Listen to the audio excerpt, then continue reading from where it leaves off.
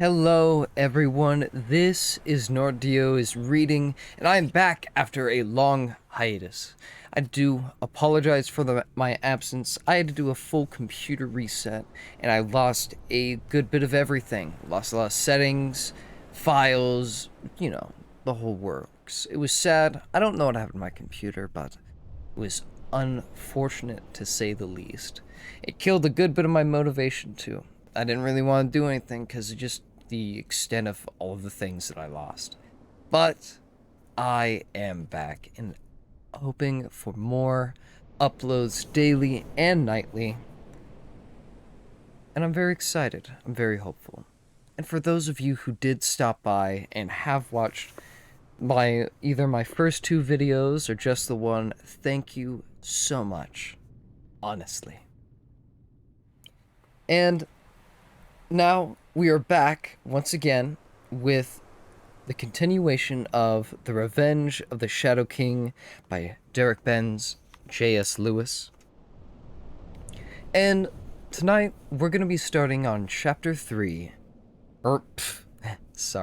Chapter 6, Shoe-Eating Trees. From the Main Street Cafe to the Sheer Magic Beauty Salon, the incident with the school's fountain had set the entire town abuzz. It had been a student prank, a communist plot, an alien attack? No one knew. A handful of wishful thinkers who had not seen the black sludge firsthand suggested that the King's Elementary School may have been sitting on an oil field, but their hopes were quickly dashed when the county investigators confirmed the gooey material was nothing more than rotten mud. Whatever that was. Natalia and Harley came to agree with Ernie. Ray had to be the mastermind behind the plot. Max wasn't so sure.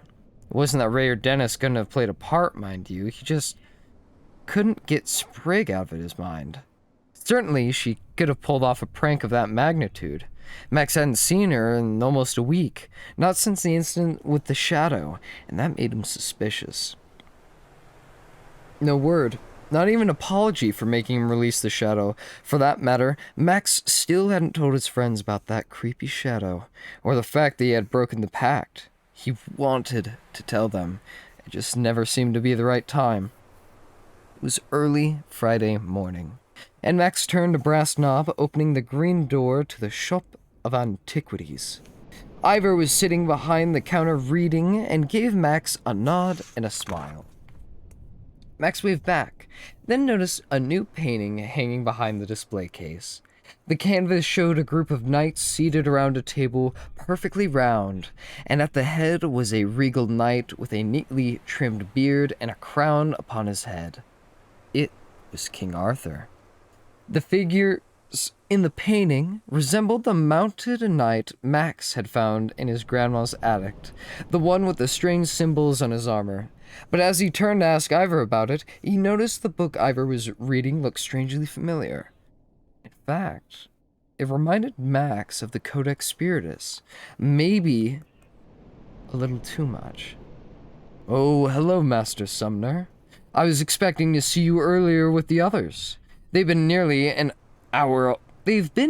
nearly an hour already, Ivor said, his eyes narrowing, which gave Max a weird feeling that the old man was reading his mind. He would do that from time to time, and it made Max uncomfortable. Well, I had to help my mom with Hannah, replied Max, as his eyes remained locked on the book. And how is that, sisters of yours and your lovely mother? Ivor inquired. He closed the book and put it under the counter. Max watched it disappear with hungry eyes, determined to get a better look later. Okay, I guess, Max responded, as he made his way to the plate of cookies that Ivor kept near the register. Max's mother didn't care much for Ivor or his store. She found the proprietor of the shop of antiquities to be overtly eccentric and more than a little suspicious. Of course, everyone was suspicious to Max's mom. She prided herself of being the highest class of skeptic. At any rate, while Ivor was not blind to her criticism, he never once said an unkind word in return. No, unlike his mother, Max trusted Ivor. Or at least he wanted to, but he really didn't have much of a choice. He had to talk to somebody. found a picture of you with my grandpa the other night. It wasn't really a question, but Max wasn't sure where to begin. Did you now? I replied as he puffed on his pipe. I'm quite surprised it took you this long to say so. How did you know him? Ivor paused, then set down his pipe. There are many things you don't know, Max, and many things you likely should. Perhaps it is time we had that talk, you and I. Okay, Max replied, not prepared for Ivor to instigate the conversation. But before we begin, a friend of yours stopped by to inquire about Round Table. I'd not met him before and didn't recognize him as one of your gray griffins. Ray, I believe his name was. Max dropped the cookie. Really? He asked, forgetting all about his grandfather. Ray had never set foot in the shop of antiquities before, but the strangest part was that Max was fairly certain the Gray Griffins were the only 4 kids in Avalon, Minnesota who played Round Table. The only way Ray could have known anything was if he had been spying on them. Which I must say is a bit puzzling for, you see, outside of the Gray Griffins, I've not advertised this game of Round Table to anyone. To my knowledge, you are the only 4 in the entire town of Avalon, and perhaps the United States, who play. In fact, few who walk this world have seen these cards. They are a rare treat, indeed. Custom created for a chosen few, our VIP clientele, you might say. Really? Asked Max, thinking that was just about the coolest thing he'd ever heard, especially since it seemed to mean he and the Griffins were considered VIPs. But you didn't sell Ray any cards, did you? What kind of proprietor would I be if I turned playing customers away? Ivor asked with a twinkle in his eye. Max's face sank. But worry not, Ivor said with assurance. I had no cards to sell to the young man, as my entire inventory had been bought out this morning before I was even able to turn on the light. I thought you said we were the only kids who played the game. Who bought them?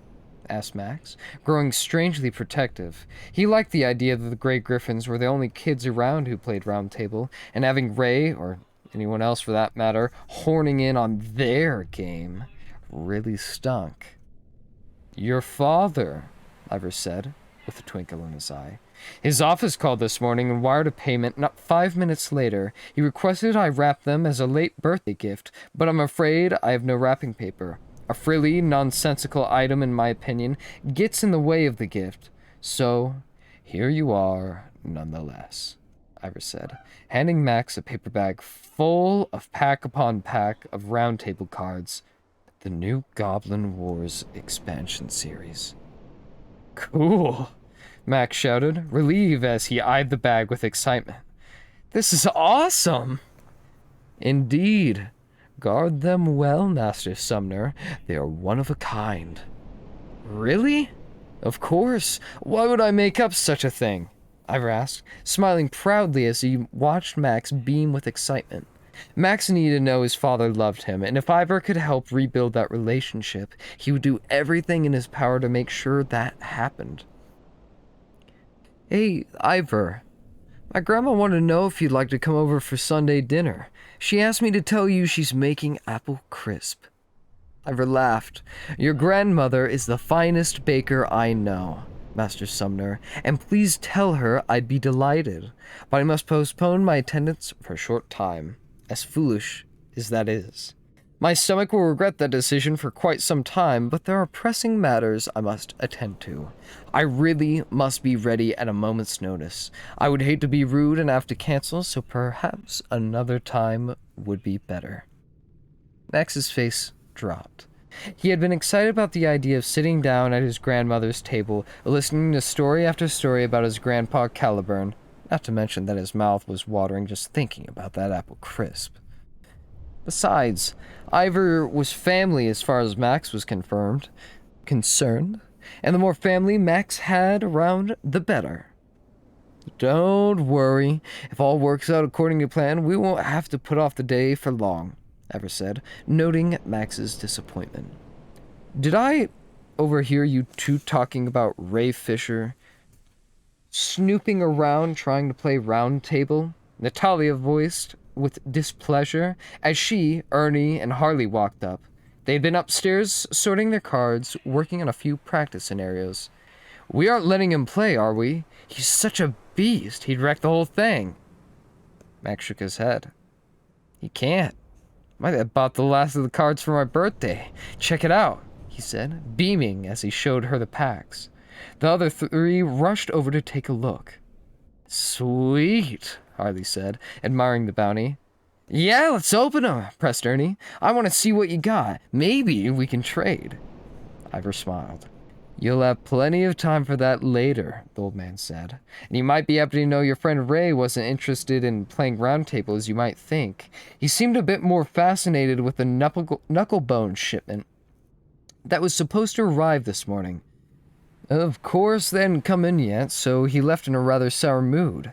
But they're here now. Would you like to see them?" Carefully, Ivor pulled out a wooden case from beneath the counter. It was loaded with row upon row of fantastically intricate knucklebone dice, each set different and more remarkable than the next. Some glittered like jewels, others were as cold as iron. Still, others had the grisly, cracked appearance of old bone, complete with numbers etched in what resembled dried blood. "Ew," Natalia complained.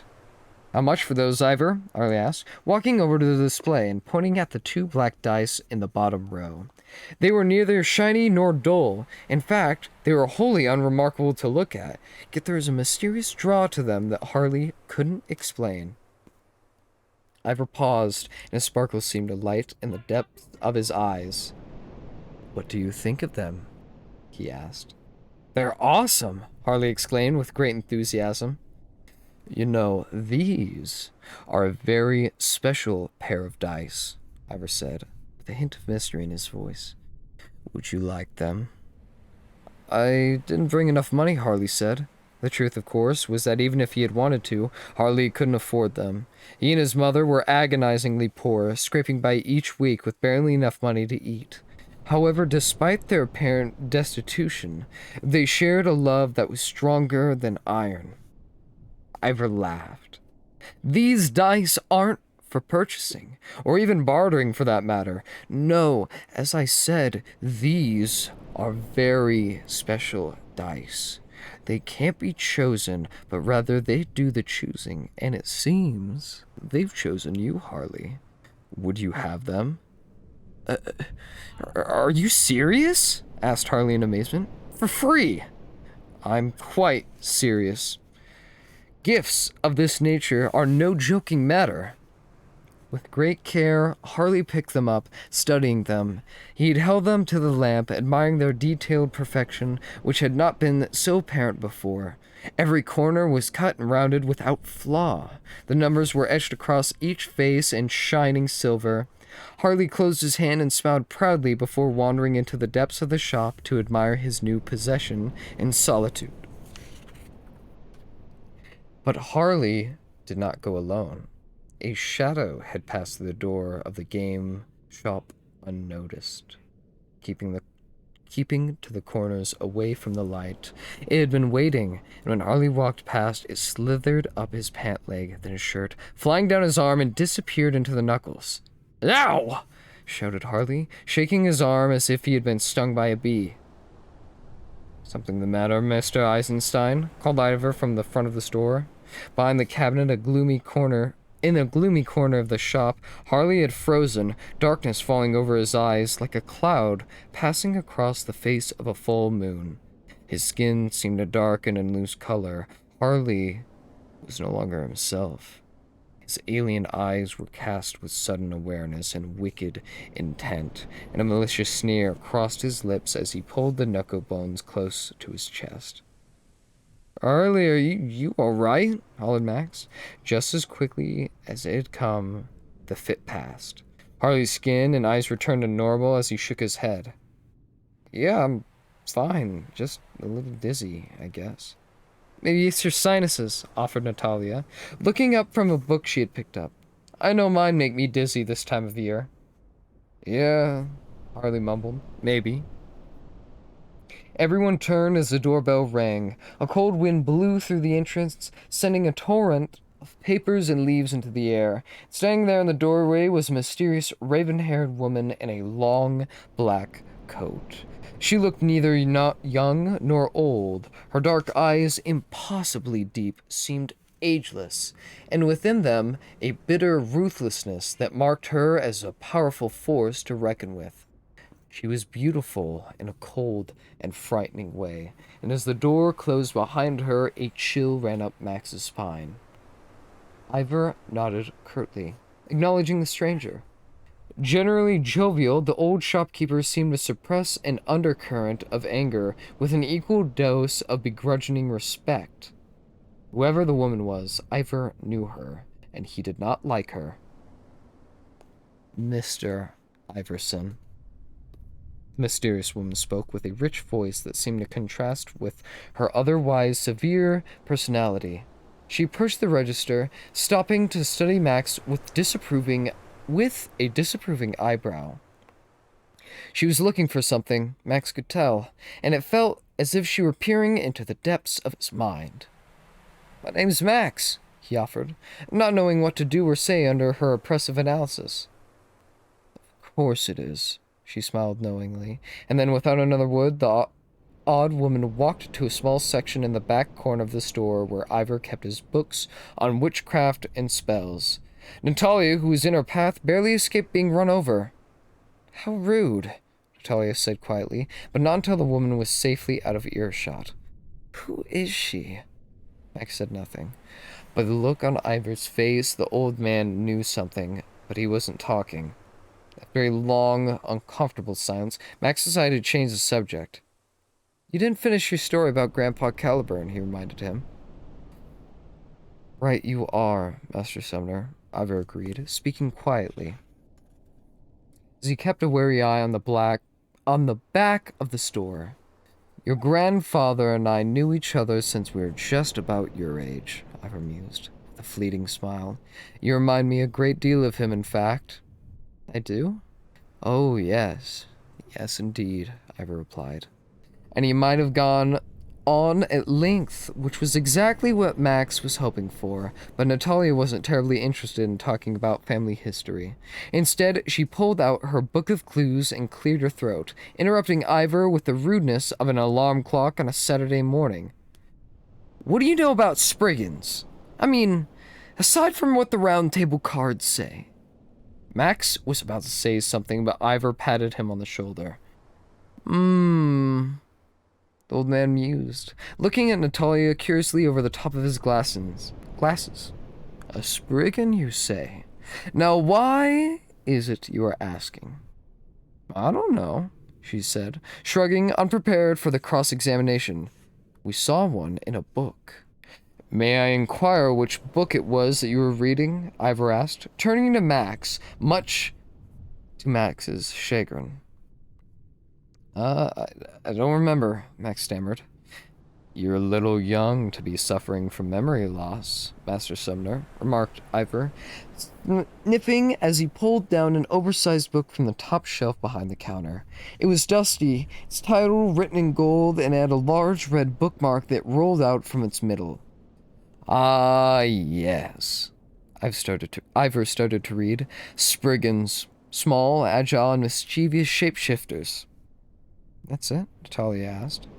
"Actually, it goes on in less than complimentary tones about the little fairies, discussing their inclination to lying, cheating, tricking, and even betraying the ones that trust them most.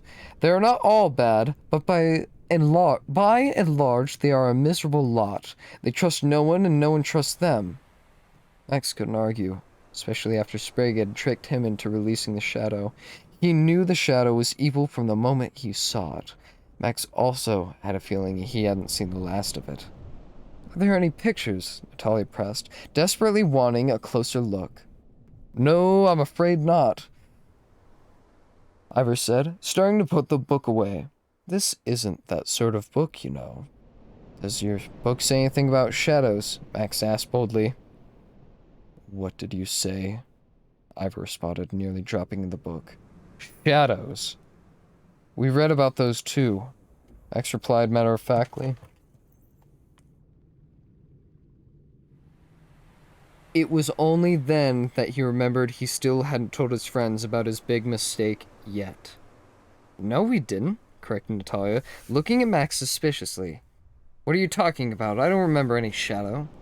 Max didn't bother to explain just then. He was in trouble, and he knew it, but he'd just have to tell her about it later. Be warned, Ivor said, his beard bristling in agitation. I'm not sure which book it is that you've been reading, but shadows are not creatures to be taken lightly or discussed over afternoon tea. For that matter, they are dangerous and wholly evil. If they get their hands on you, you'll wish you were dead. Forget you ever heard of them. I will speak no more about it. In the meantime, I suggest you, all of you, start being more careful. Not only in what you read, but where you go. This world is not your sandbox. It's a wild and untamed land. Treat it as such, or you could find yourself in a desperate situation. I really wish Harley would beat up Ray, Ernie sighed as he and Max approached the woods on their bicycles later that evening. Ernie certainly wasn't brave enough to stand up to a bully himself, but he frequently encouraged others to do so. Safety first, he liked to say. He and Max dismounted near an enormous maple tree, pushing their bikes under an overhanging branch. Their mothers had agreed to let them sleep over in Max's tree fort one last time before the cold set in. Harley was probably already there waiting for them. What would beating up Ray change? Ernie looked at Max in disbelief. Are you serious? He needs somebody to teach him a lesson. If I weren't so small, I'd do it myself.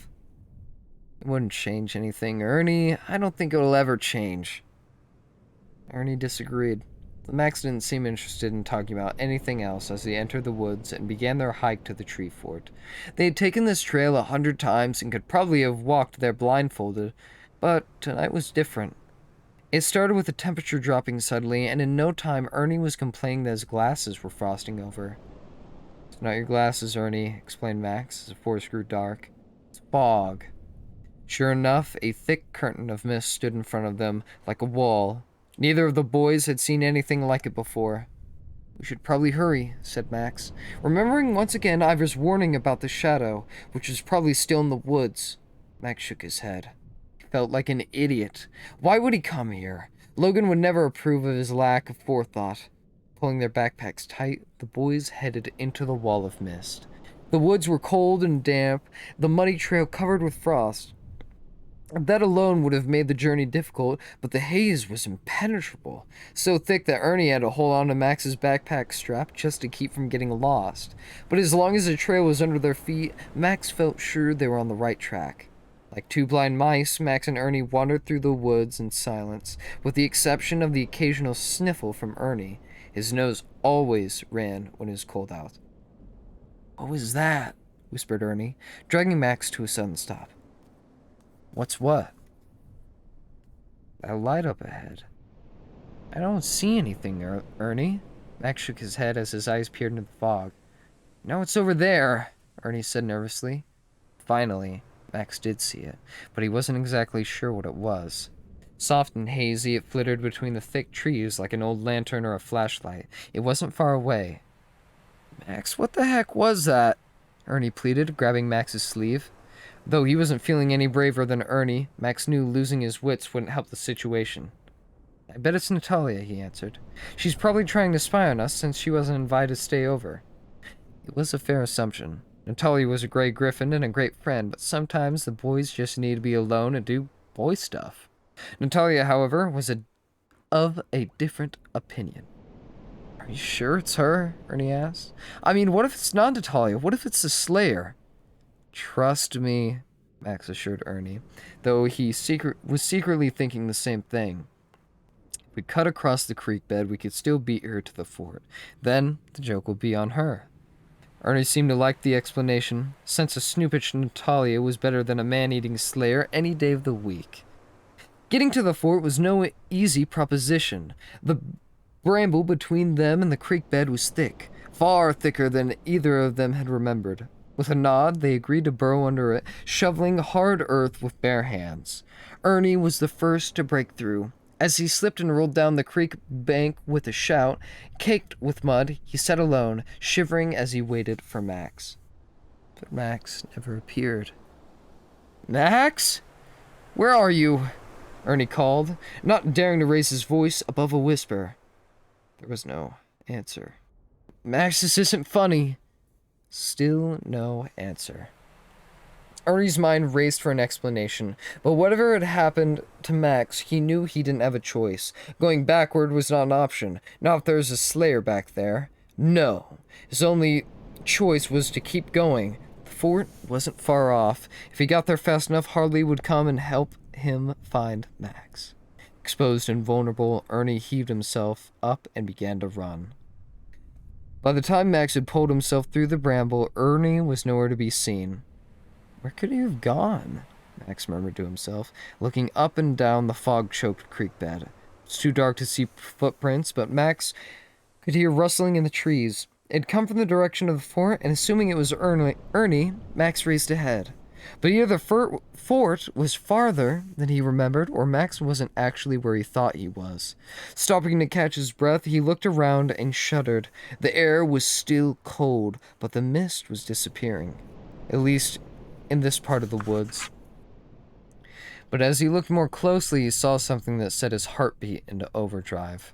An icy carpeting of frost that was sweeping over the floor of the woods. In seconds, it had reached him, continuing into the darkness. The shadow wasn't the only thing Max should have been worrying about. The Slayer was still alive and well, and probably nearby. Max shook his head. No. Logan would definitely have been disappointed in Max. Coming here had been a stupid idea. Ernie? Are you there? Max's voice broke under panic. Here, came a weak voice from the darkness beyond. Relieved he was no longer alone, Max found Ernie on his hands and knees, searching for his glasses in the thick undergrowth. What happened? Max demanded in a worried tone. You're supposed to wait for me back at the creek bed. I did, but then you never showed up, so I started walking to the fort, but then somebody grabbed me. Ernie squeaked as his probing hands landed upon their quarry. In a sigh of relief, he dusted off his glasses and set them back on his face. Who grabbed you? This tree, that's who, said Ernie quietly, as if not wanting to be heard by the birch that towered above them. It grabbed my foot, then it started pulling me in. I picked up a rock and smashed it. Then it started and that's when it let go of me, but I still got my shoe, see? Sure enough, Ernie was missing a shoe, and in its place dangled a grimy sock. What are you talking about? Max shook his head in confusion. With the temperature dropping and the fear of slayers, shadows, and who knew what else was wandering around in the night, Max didn't have time for games. But then he noticed Ernie's other sneaker being dragged underground by hungry tree roots. His jaw fell open in astonishment. We've got to get out of here, Max exclaimed, dragging Ernie to his feet. You don't have to tell me twice, Ernie replied, limping along after his friend. Wide-eyed and out of breath, Max and Ernie burst into the open glade where the tree house stood high above the fog, the supreme headquarters of the Orders of the Grey Griffins. It was a fortress, at least by an 11-year-old standards, with 3 towers on 3 separate trees, all connected by hanging bridges. The boys scrambled up a spiral staircase circling up the center tree, which held the largest of the towers in its branches. At the very top of the stairs was a trapdoor with a large white sign nailed to it that read, "Keep out." A warm glow seeped around the edges of the door, letting them know that someone was already inside. You'd better use the secret knock, just in case, Ernie whispered in Max's ear. In case of what? Max said. Max asked, anxious to get up and out of the woods. It might be a trap. What if it isn't Harley who's up there? What if it's something else? I can't be serious. Max's voice trailed off as he realized Ernie was very serious. Fine. Rap, rat-a-tat-tat, rap, rat-a-tat-tat, tat-tat-tat. Max knocked on the door, hoping Ernie was wrong. Thud, thud, thud, boomed the familiar answer from above. Wait, pleaded, holding Max back as he tried to reach for the door. Thud. There, sighed Ernie with relief. There's always supposed to be 4 knocks on the answer, one for each of us, the Grey Griffins. Suddenly, the bolt to the trapdoor slid aside with a shadowy hand reached down, yanking them inside. Chapter 7. Friends are friends, except when they're not. Are you serious? Harley asked, sitting on the edge of his seat as Ernie finished recounting their adventure. Ernie made sure to paint himself as the hero, single-handedly fending off a shoe-eating tree, saving Max from certain death. Do you need any more proof than this? Ernie asked, holding up his muddy sock. Soft candlelight illuminated the Grey Griffin's headquarters, which was stuffed with all sorts of odd and curious things. Old books, homemade maps, fishing poles, movie posters, a dog skull, against Natalia's severe protestations. Lots of candles, some scented, under Natalia's vigorous recommendation, as well as boxes and boxes of comic books and round table cards with game boards and bags of assorted knuckle bones. Harley looked at Max to confirm Ernie's account, but Max wasn't paying any attention. That was until Harley threw a magazine at him. What? Max grumbled. Sounds like you read the book again and let something loose, Harley joked. Max's eyes shot wide.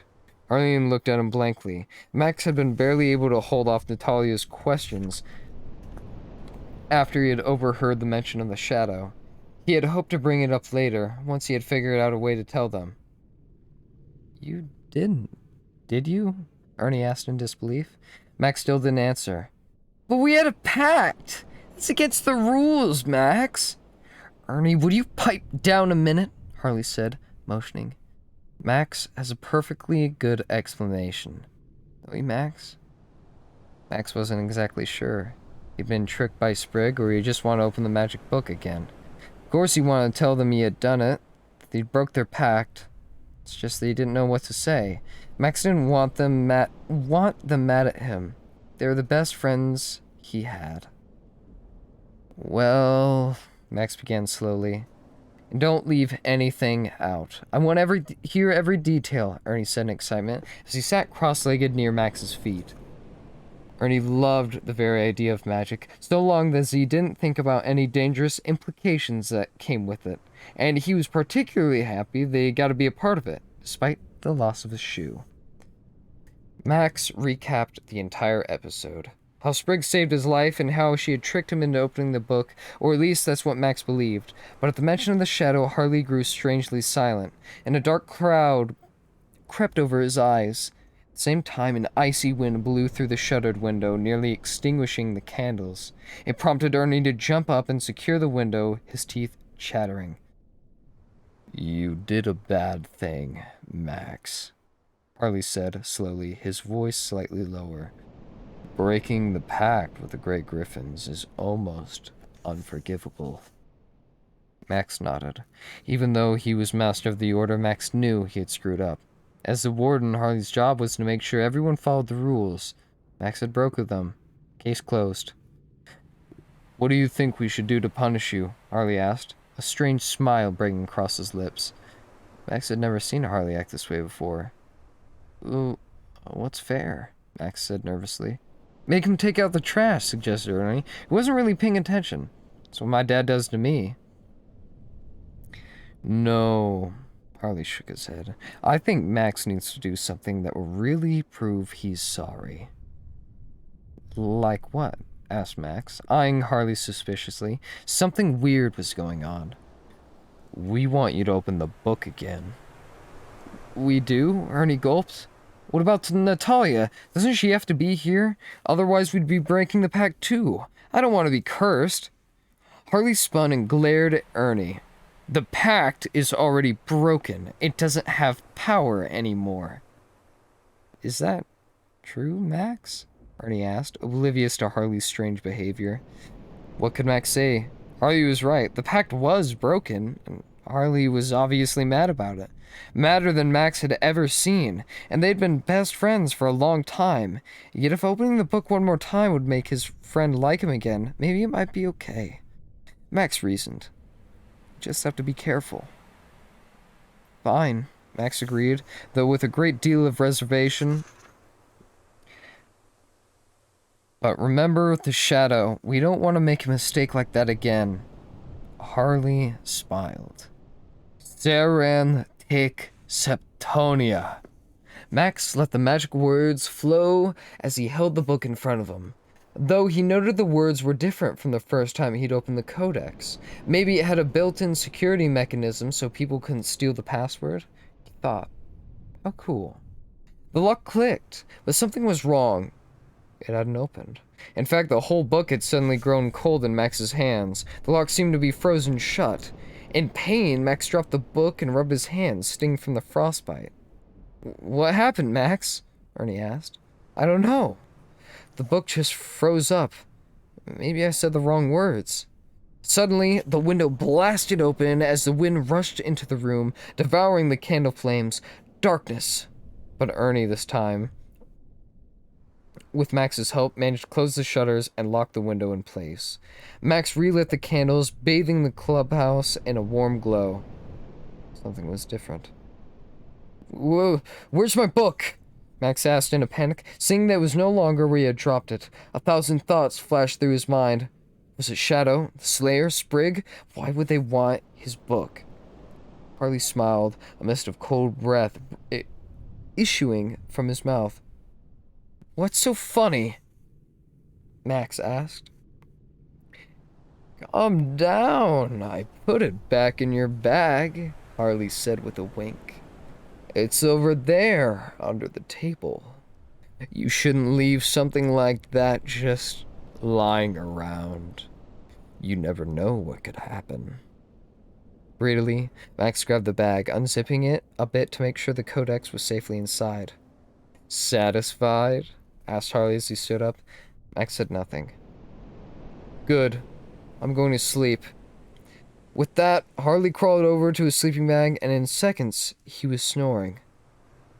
How does he do that? Asked Ernie. How can he fall asleep so fast after everything that happened?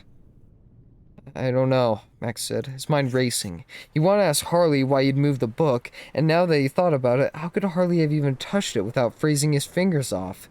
He had a lot of questions, but he knew how angry Harley had been about Max's breaking the pact. He didn't want to push his luck, at least not tonight. So Max settled for rolling out his own sleeping bag and urged Ernie to do the same. He laid there for a while, unable to fall asleep as he twisted and turned, trying to find a comfortable spot. Ernie's constant crunching and slurping wasn't helping much, so Max reached into his bag, grabbed a stack of his round table cards, shuffling them absently. The first card that grabbed his attention held a picture of a band of goblins wrapped in black armor with wicked weapons in their hands. They were howling, screaming, sniffing at the ground, madness in their eyes. Hounds of Oberon, it read across the top, at the sight of the Shadow King's name. A chill crept up Max's spine. The Hounds of Oberon, he went on to read, were some of the most terrible and frightful hunters in the fairy world. They could track anything, and what they hunted, they killed. Uncomfortable, Max kept shuffling. But when he drew the next card, his mouth dropped. On the face of the card was a painting of a woman that looked not similar to, but exactly like the strange woman who had walked into Ivor's shop earlier that day. Every detail of her. Her eyes, her hair, and her expression was captured perfectly. Then Max saw the title and cringed. The Black Witch. Ernie? Max whispered. Yeah. I think things are gonna get a whole lot worse. Saturday morning came slowly as the first ray of sunlight peeked through the tree house window. Max lay bundled in a heap of sweaters and blankets. It had been a last-ditch attempt to fight off the night's frosty grasp.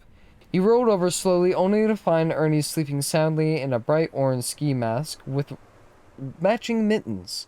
He was snoring away in a litter of candy wrappers, half-eaten corn chips, and empty soda cans. Typical. Max sighed as he blindly reached behind his head for his backpack. It was gone.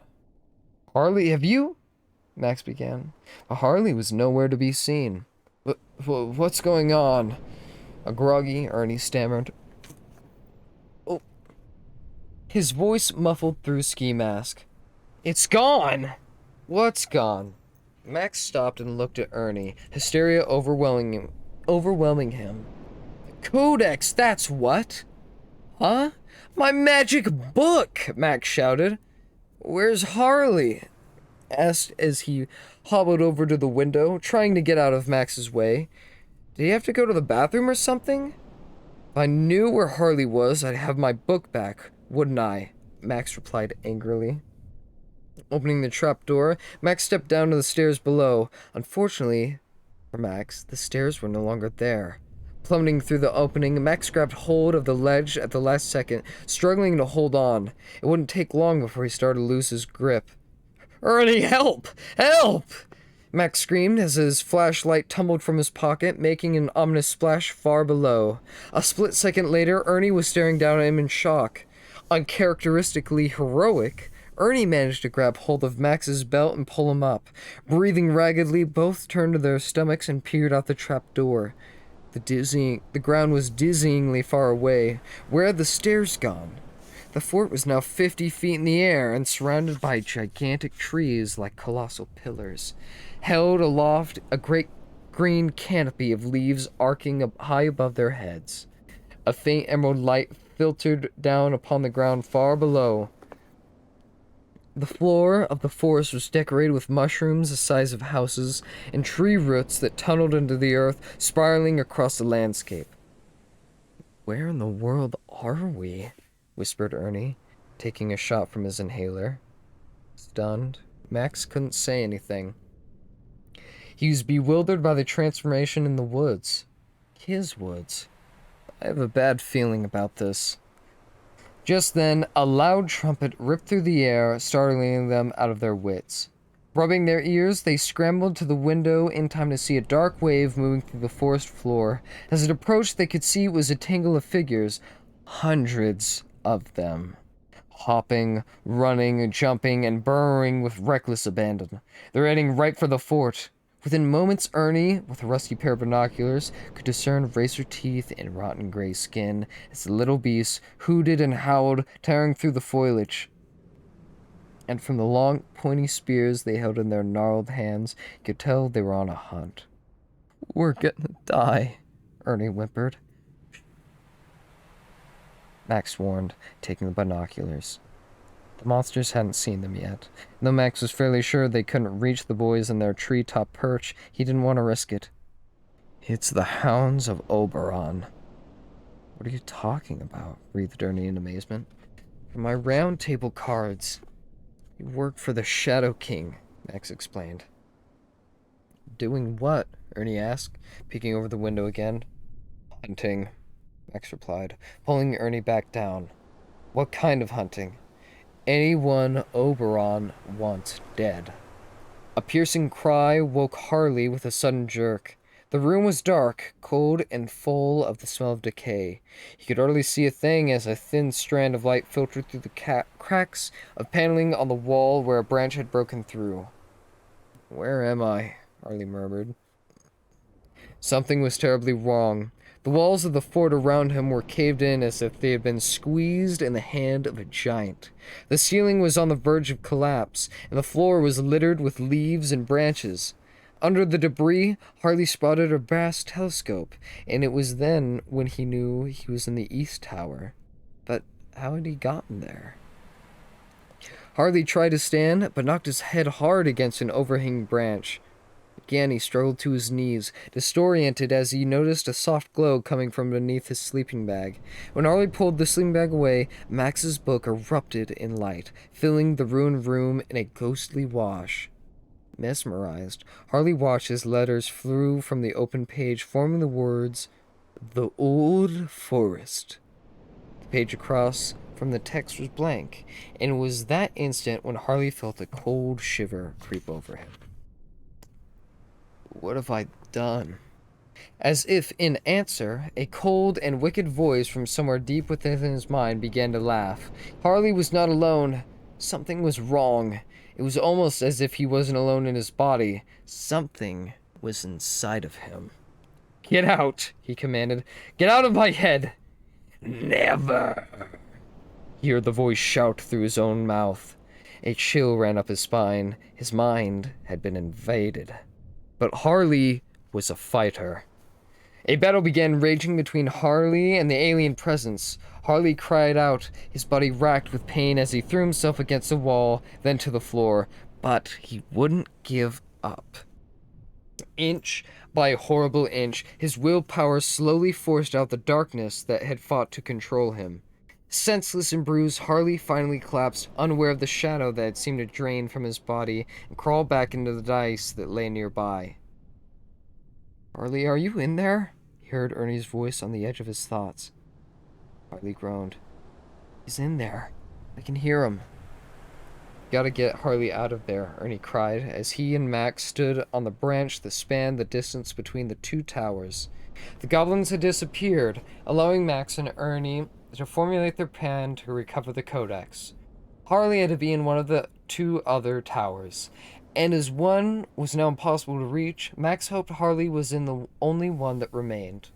Normally, they would have crossed the rope bridge, but today, the rope bridge was no longer an option, as it simply wasn't there. Instead, Max had found a thick tree branch that spanned the distance. They would have to be careful, though. Unfortunately, Ernie was afraid of heights, and even though a branch appeared to be big enough to park a truck on, he clung nervously to Max, eyeing the ground far below. "I just want my book back," growled Max. "I can't believe Harley would do this to me." "Are you worried he might be in trouble? I mean, you don't even know he took it." "He took it," replied Max, flatly as he forged ahead. "The forest didn't change on its own. This happened because Harley read from the codex." Ernie gulped. He had never seen Max so angry, not even after Ernie accidentally spilled orange soda in Max's aquarium, killing all his exotic and terribly expensive exotic fish. "Come over here and help me," Max ordered impatiently. A branch thicker than a tractor tire had bored its way through the east tower, ripping through most of the wall and a good portion of the roof. There wasn't enough room between the branch and the paneling to squeeze through, so Max was trying to pry some boards loose. "I could slip and fall. I'll kill myself," complained Ernie. "Have you seen how far down that is?" "Don't look." The two boys tugged and pulled until a loud crack. The board suddenly snapped. Falling back, they nearly slid off the branch, and as they tried to scramble for safety, Ernie's glasses fell from his face, bouncing over the ledge, and a second later they heard the discouraging plunk of his spectacles hitting the water far below. "I'm almost gonna kill me," Ernie whined. "Well, it could have been you instead," replied Max as he disappeared into the tower. Max hopped over Harley's barely conscious form and snatched the codex from the floor. It had been lying open, glowing brightly. Max thumbed through the pages. To his horror, many of them were empty. What had been released from those pages was anyone's guess. Harley only managed to groan as he looked up weakly. Max glared back. "Kaylaine Murray," Max commanded, and the lock snapped shut. Max was too angry to realize that the voice from the book was now part of him, and the words he spoke came as naturally as his own thoughts. "How could you do this to me?" he yelled as he turned his back to Harley. "I thought we were friends." Harley was still in a daze. I don't know," he mumbled in confusion. "I can't really remember anything. I hit my head on something." "What happened?" Ernie wheezed as he made his way through the debris. "Don't play stupid, Harley," Max continued. "You stole my book and now everything is ruined. Have you even looked outside?" I didn't steal your book," Harley coughed, trying to get up. "Something happened. It wasn't me," he pleaded. "You're my best friend, Max. You know I wouldn't do that." Max's eyes smoldered. My best friend wouldn't steal from me. Jeez, Max, what's wrong with you? Ernie asked, rushing over to Harley's side. Take it easy. Can't you see there's something wrong? Suddenly, a strange scent of spice and flowers filled the room. The boys turned to discover two piercing eyes shining from the darkness. Sprigged. Max breathed in amazement. The shadow. She looked about the room nervously. It's here, and it's betrayed us all. What do you mean? I thought the shadow was your friend. It saved you. It tricked us, replied the Spriggan in a hushed tone, wringing her hands in fear and desperation. It wasn't supposed to hurt you. It wasn't supposed to be bad. It wasn't supposed to take the codex. It said it wouldn't, and we believed it. It's all our fault. It's always our fault. Sprig then started to cry and nod her paw nervously. Max looked over at Harley, and now suddenly everything began to make sense. The shadow had somehow taken control of Sprig, who had made Max open the book. But any relief he had in realizing Harley was still his best friend quickly vanished at Sprig's next words. And now it's too late. The shadow has opened the dark portals, the Spriggan cried, beginning to shake and look out the window anxiously. And now the bad ones, the nameless evils that sit behind the portals, have been released. Soon, the way will be open, and the Shadow King will return. The Shadow King. Oberon? Slayers and shadows were one thing, but the king of all evil here in Avalon? Why would he come here? Max asked in disbelief. Oberon seeks revenge. Revenge? Ernie asked, stammering. What are you talking about? I didn't do anything to him. Ask anyone. Sprig shook her head, her eyes wild with fear. Too late. It doesn't matter now. Soon he'll have the jewel and both of our worlds will die. Nothing will survive.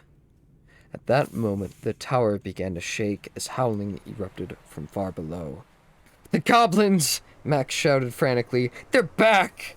A black arrow ripped through the window, rocketing into the wall with a loud twang just behind where Ernie was standing. Get down!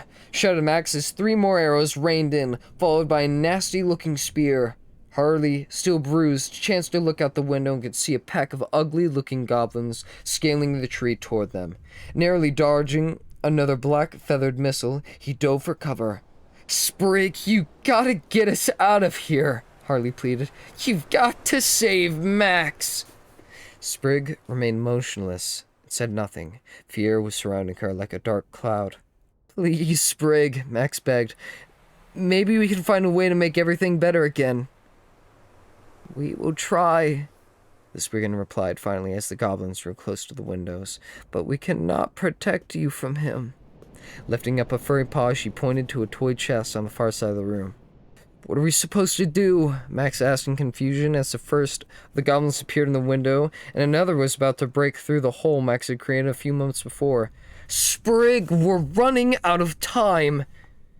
Inside the box, there is a portal. A doorway, she explained. You must go through. Black Swan is a rotten egg, shouted Ernie, racing past Max toward the toy chest. He opened it and jumped through without another word, disappearing in a shimmering of light. Harley followed, and Max dove in last, barely escaping the flood of goblins that swarmed into the room just behind them. That is the end of Chapter 7. And Chapter 8 will be Natalia's favorite wish. Thank you so much for stopping by. Thank you so much for listening. I'm NortdeoIsReading. This is The Revenge of the Shadow King. I will be back tomorrow with more. Farewell.